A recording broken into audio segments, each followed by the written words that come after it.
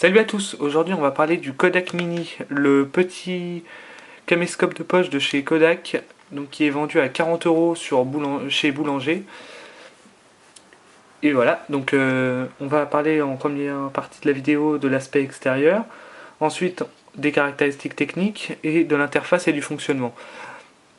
Donc la face avant, la face principale est composée de l'écran bien sûr, des, des boutons, des différents boutons, donc les touches directionnelles, le bouton actionner pour commencer et arrêter une vidéo, le bouton on-off et le bouton de visionnage de photos, de ces photos et des vidéos. Ici on a le petit Kodak Mini, il le rappelle. On a une Dragon fournie. Là, à l'arrière, juste Kodak et le capteur, qui est d'une bonne qualité malgré sa toute petite taille, et le micro, qui est lui par contre d'une très mauvaise qualité pour sa taille. Sur le côté, rien. De l'autre côté, rien non plus, mis à part le petit truc pour mettre la dragonne. Je sais pas comment on appelle ça. Et en dessous, on a la connectique et les ports pour les cartes. Donc si vous allez sur Boulanger pour vous renseigner par exemple, ils vous diront que on peut mettre dedans des cartes SD et SDHC. Or c'est faux, on peut mettre dedans seulement des cartes micro SD. Hein. Je pense qu'une carte SD ça aurait du mal à rentrer là-dedans. Hein. Après, vous pouvez essayer, hein, à vos risques et périls. Donc ici on a un port USB rétractable, donc très pratique pour transférer vite fait ses vidéos et ses photos à son ordinateur. Et là on a la batterie, non amovible. Très mal joué de la part de Kodak, vu que si on a... Enfin, commercialement c'est bien joué, mais enfin bon. Parce que si la batterie grille, on est obligé de le faire réparer chez Kodak, ou alors d'en racheter un nouveau je pense même, parce que je pense pas qu'ils réparent ça. Au lieu de racheter une nouvelle batterie sur internet et de la changer nous-mêmes. Comme on pourrait faire par exemple sur je vais pas dire un iPod, un iPhone, je sais pas. Parce qu'un iPhone ça se démonte. Enfin bref, passons. Maintenant on va parler des caractéristiques techniques. Alors c'est un capteur CMOS de je sais pas combien de pixels il fait. Donc il a une qualité vidéo MJPEG, un format d'enregistrement vidéo MJPEG. Donc c'est pas de la Full HD, hein, faut pas s'attendre à ça à 40 €. Et pour cette taille, euh, qu'est-ce qu'il y a d'autre? Il n'y a pas de stabilisateur optique malheureusement. Bon, en même temps, je pense que s'ils avaient mis un stabilisateur dessus, il aurait pris un peu 3 cm en plus, ou même plus, hein, parce que quand on a une taille pareille, on peut pas mettre un stabilisateur dedans, hein, c'est logique. Bon, donc il y a un zoom, il n'y a pas de zoom optique comme vous pouvez le voir, mais il y a un zoom numérique quand même. Alors bien sûr, hein, le zoom numérique, c'est un zoom numérique 3 fois. Quand vous zoomez à 3 fois, vous imaginez bien que vous n'avez plus aucune qualité vidéo ou photo, hein, c'est une horreur. Mais enfin ça, déjà on a un zoom, faut s'estimer heureux. Donc pour la photo, ça fait des photos en format JPEG et il enregistre le son. La diagonale de l'écran c'est 4,6 cm. La hauteur c'est 9 cm, la largeur, la largeur, oui c'est bien la largeur, c'est 6 cm et l'épaisseur, petite mise au point s'il te plaît, l'épaisseur c'est 1,2 cm. Alors, qu'est-ce qu'il a d'autre, hein? Très pratique, bon alors il est étanche, hein, c'est un peu à ça qui sert. Il est anti-choc aussi, donc vous pouvez taper dedans, vous pouvez le faire tomber, c'est pas grave. Il est anti-choc, mais c'est pas une raison. Hein. Grâce à sa qualité d'enregistrement très légère, il a un transfert simplifié sur internet. Donc c'est ce qu'il dit sur le site internet de Boulanger, vous pourrez aller voir. D'ailleurs, on fera un tour après, par la suite, on fera un tour sur le site de Boulanger pour que je vous montre un peu les petites escroqueries qui se permettent de mettre. Donc par ici, on a donc le port USB, hein, très simple pour relier à un ordinateur, c'est vraiment très pratique. D'où le transfert simplifié hein, dont il parle sur internet. Alors maintenant on va parler de la partie logicielle. De la partie logicielle de l'appareil. Donc on va l'allumer. Kodak. Donc voilà. Alors, premièrement, c'est la plus haute qualité d'enregistrement qu'on peut avoir, c'est du VGA standard à 640 par 480, je pense. Oui, ça doit être ça. Il y a une mémoire interne pour pouvoir filmer 2 secondes 15, hein, 2 minutes 15, parce que 2 secondes 15 c'est pas grand chose, 2 minutes 15. Et la batterie dure assez longtemps, et assez longue. En même temps, en filmant en VGA, c'est normal qu'elle dure assez longtemps. Si c'était de la HD, elle durerait pas aussi longtemps. Donc il y a plusieurs formats d'enregistrement, du VGA, du QVGA à 30 images par seconde. Donc dans ce cas-là, bien sûr, ça passe tout de suite. Ça passe tout de suite à si le format est tellement léger qu'on peut enregistrer par contre 6 minutes et 8 secondes, hein, mais ça c'est pas très important. Et du QVGA à 60 images par seconde. Donc là c'est pareil, c'est 3 minutes 56. Hein. Et donc on peut faire des photos. Donc les photos, c'est pas la.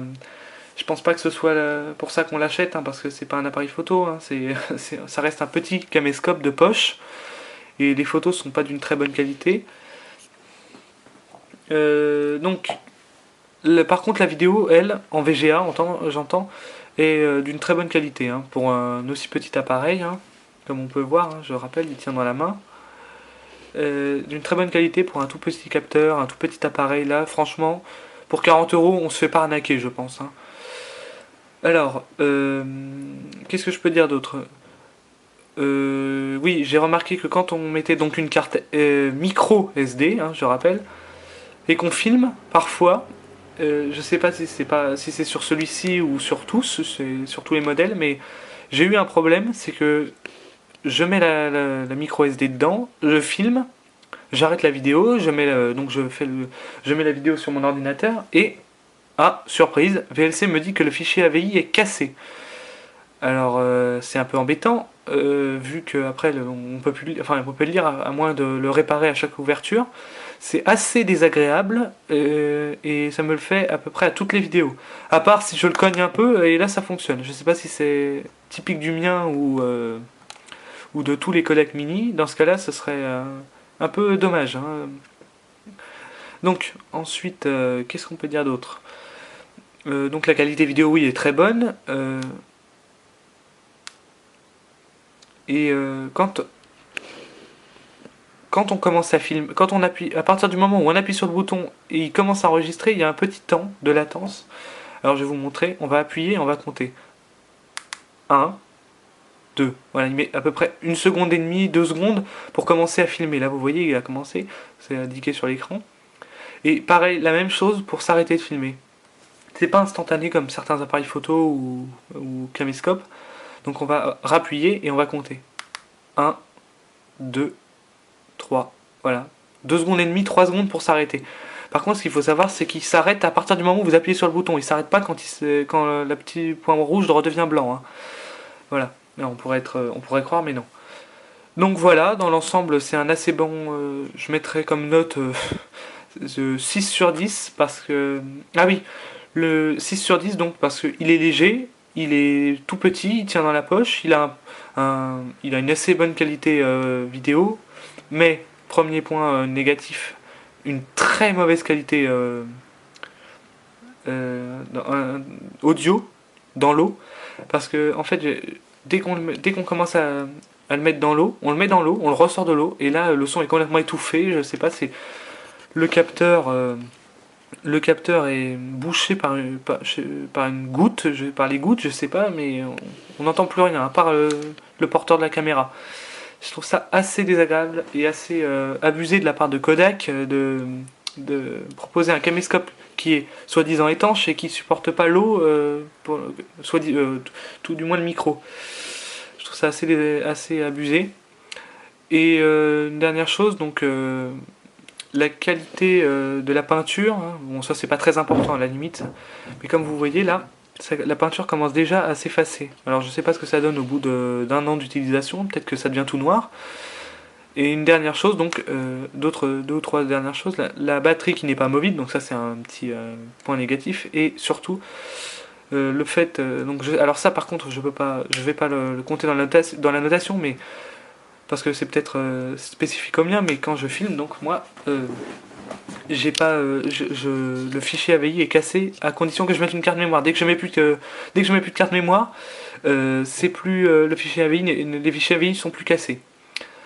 Donc voilà, ensuite je vous avais dit au début de la vidéo qu'on regarderait vite fait sur le blog, sur le site internet de Boulanger pour voir comment ils en parlent. Alors vous allez voir que c'est assez aberrant, surtout de la part d'un grand magasin comme Boulanger, oui.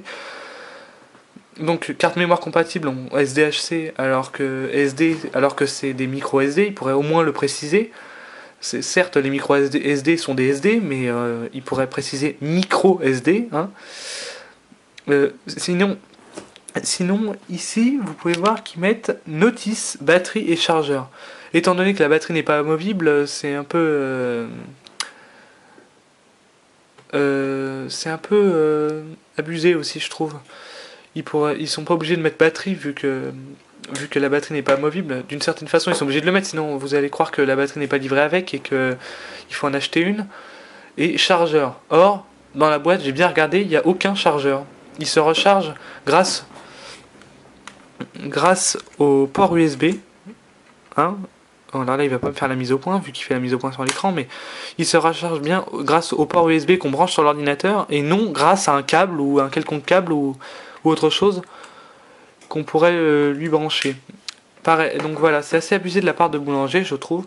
Pour finir cette vidéo, je vous dirai ça.